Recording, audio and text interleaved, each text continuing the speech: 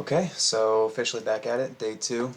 Um, yeah, the perfectionist in me definitely wanted to go back and reword some things in that first video, but just had to get over that and just post it and move on. So happy I was able to get that out there and actually dive into some real recovery content here moving forward.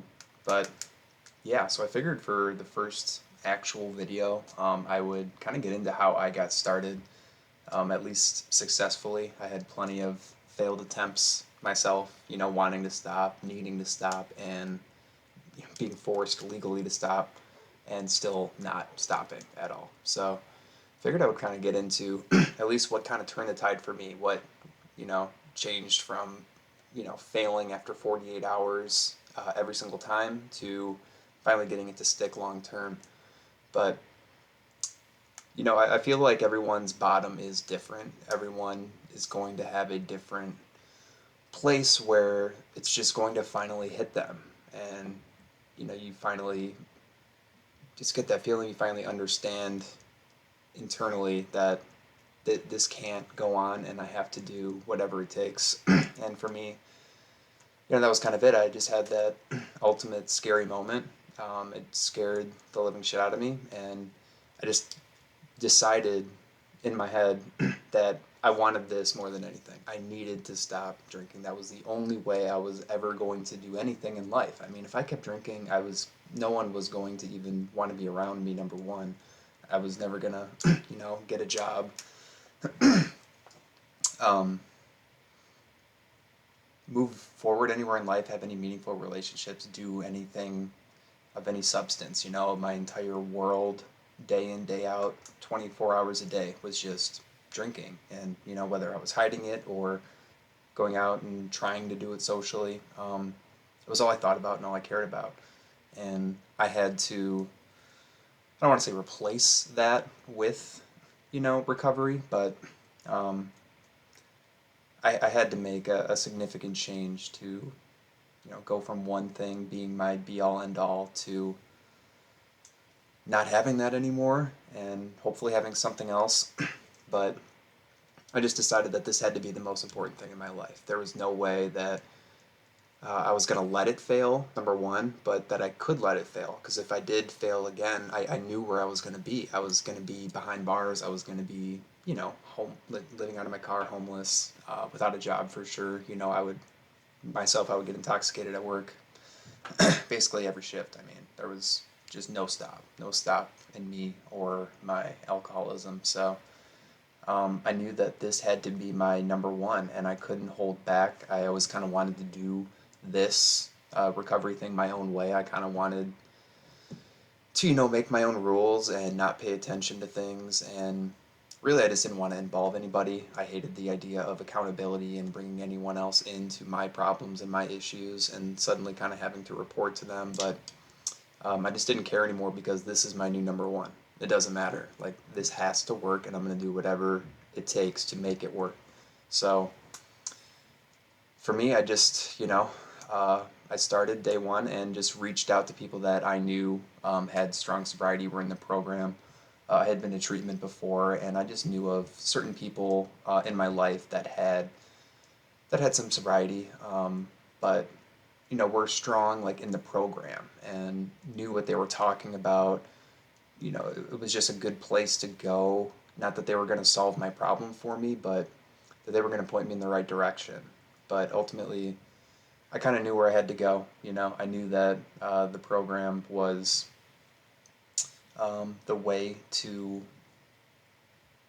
I don't know, at least start to turn my life around. I mean, it's worked for so many people. I don't think thousands of people across the world would continue to, print this book, go to these meetings, and spend their life doing this if it didn't work. And obviously, you can see the success just in the rooms of AANA. The leaders within that community are astounding. It's truly the greatest group of people you can be around, and I would recommend it to anyone. But for me, it just had to be uh, where I was on a daily basis. At least to start off, I kind of needed a good amount of meetings per week. But Um, I just knew without it, everything else was going to fail. Without sobriety, I was going to fail at life and fail miserably. I was already miserable, and the thought of continuing to do that, I just knew I'm going to end up behind bars for sure. So for me, it was a 100%. Had to make it work. But bigger than that, I mean, I went to treatment before, and I wanted to be there too, and I loved being in rehab. Just kind of being removed and not having the option to drink and being around a bunch of people, most of them, at least in my short experience, 2 weeks there or so, everyone pretty much wanted to get clean. They wanted to get better, and it was just such a great positive environment. And yeah, I loved being there. Like I had such great sobriety, such great recovery when I was in treatment. But then, once I got back out into the real world, I just became myself again because I was definitely like ashamed of having gone to treatment in the first place. All of my buddies drank constantly, kind of like me, but not like me. They didn't have to immediately pick up in the morning. They never got as blasted as I did.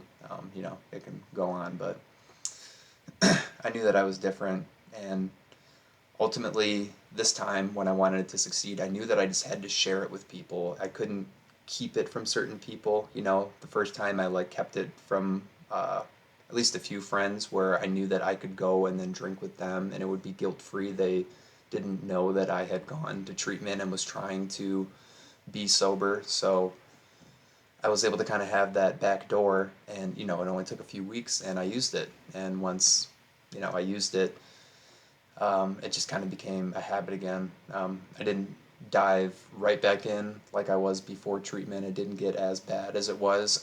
I hear a lot of people say that, once you start back up, you pick up right where you left off. For me, that wasn't 100% true. I was able to contain it, but it was still, the thing that was always on my mind. I was planning it out when I wasn't drinking, and how am I going to sneak this? I can't let my mom know.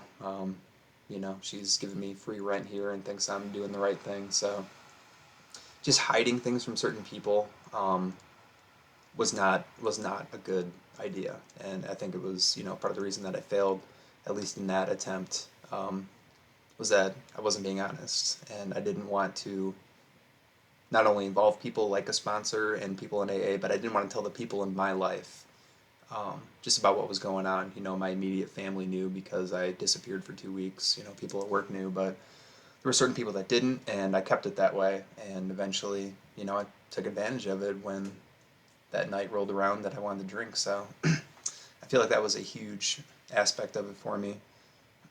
But yeah, another thing, just being in that day one mindset where, I was at my absolute bottom.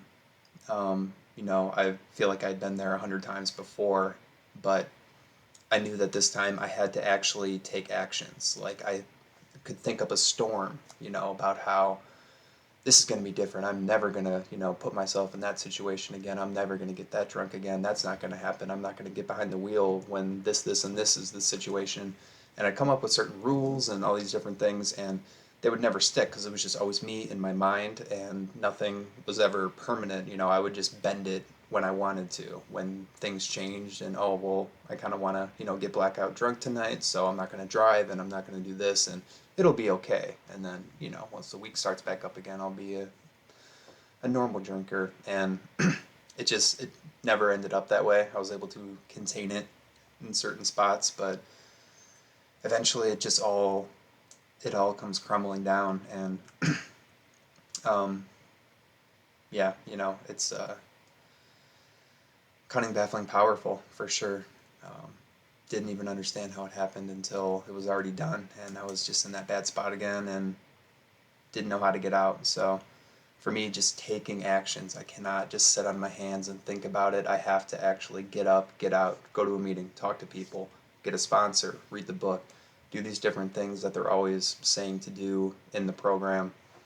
I actually had to do them. I never, studied for tests. I never did all these things I was told to do and got away with it.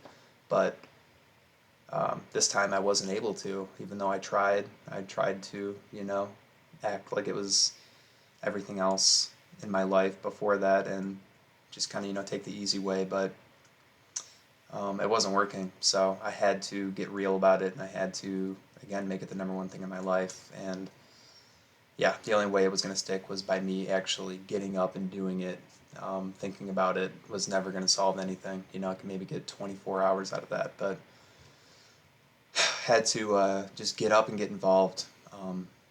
So yeah, once I started going to meetings, people kind of recognized me as not being recognizable. I was the new guy, and it was kind of an obvious thing. And people would come up to me, talk to me, encourage me to do stuff, and I was like, screw it. I did everything that they said. Come early.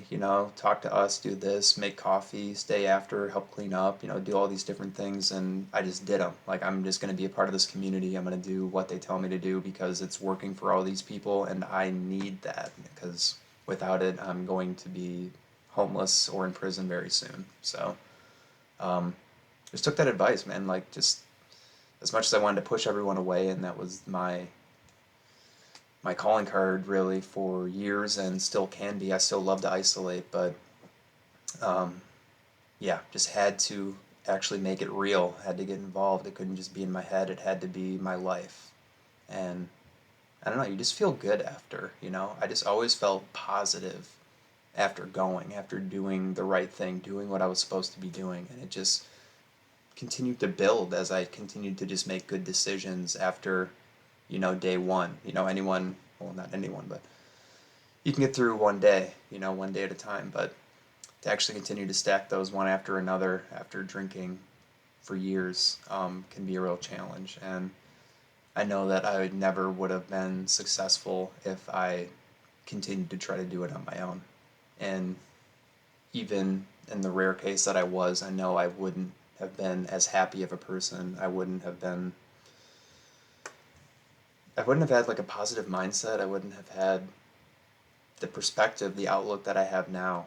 Um, it's it's really come because I've just actually opened up and allowed myself to be a part of be a part of the community and be a part of the program in general. So involving other people and just asking for help, which sounds so easy, but at least for me was so difficult and such a challenge because I just hated the idea of it and wanted to find any possible way where I didn't have to do that. But eventually it just became too important to me and became all that mattered.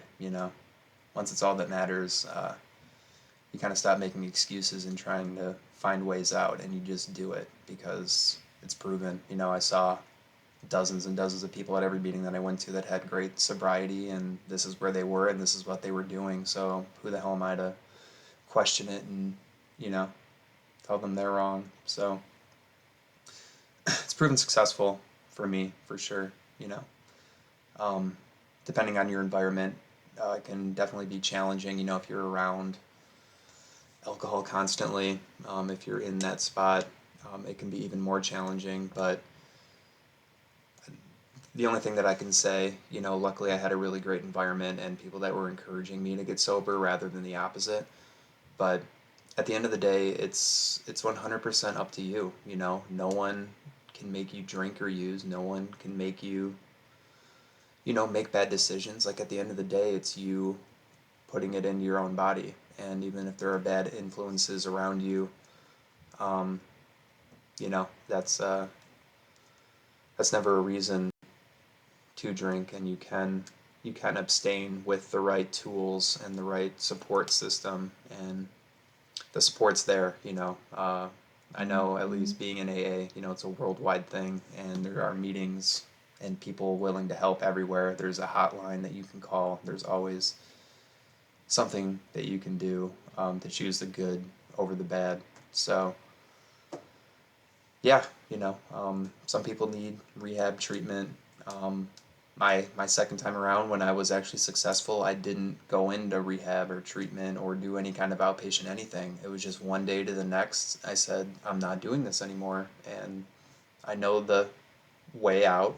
I've tried to fight it, but now I'm gonna do it, and I'm not gonna let myself fail. And that was just, you know, day one to day whatever it is now, 1,000 plus, I just had to make good decisions and, get in the groove of making decisions um, better. But yeah, having that good encouragement, having a sponsor and someone to rely on, someone to talk to, um, was just huge.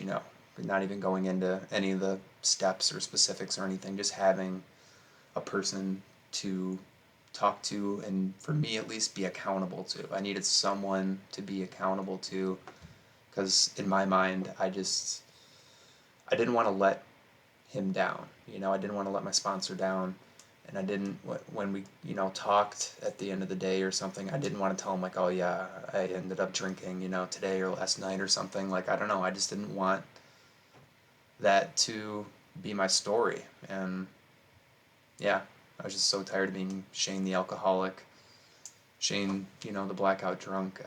I couldn't continue to live that life and let that be my forever story. So